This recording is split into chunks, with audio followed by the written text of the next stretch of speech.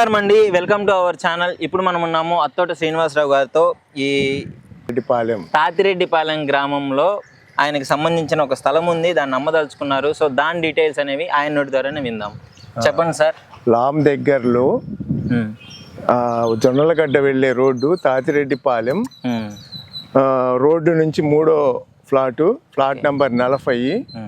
దీని విస్తీర్ణ వచ్చేసి 226 గజాలు. 226 గజాలు. దీని కాస్ట్ వచ్చేసి 16,000 చెప్తున్నాము. రీజనబుల్గా మనం కూర్చొని మాట్లాడుకోవాలంటే మాట్లాడుకోవచ్చు. మేము ఇంకా ఇవే కాకుండా వేరే కూడా చేస్తాము. రాజధానిలో ప్లాట్లు చేస్తాము, ప్లస్ ఎక్కడ కావాలంటే అక్కడ పొలాలు కూడా ఉన్నాయి మా దగ్గర.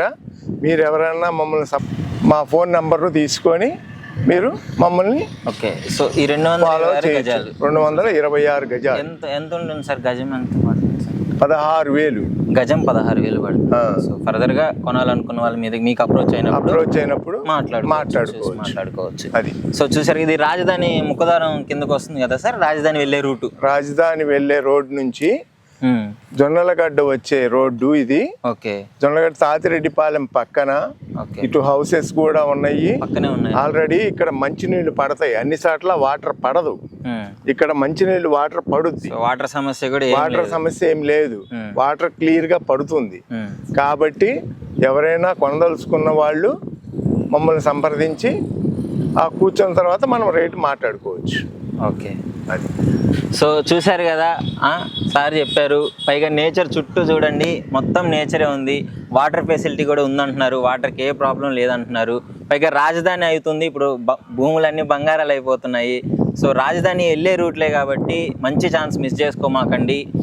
ఫర్దర్గా తర్వాత రాజధాని అవుతుంది కాబట్టి ఇదే కాస్ట్ ఉంటుందని చెప్పలేము, అంతే కదా సార్? సో ముందుకి ఇంకా పెరిగే అవకాశాలు కూడా ఉన్నాయి.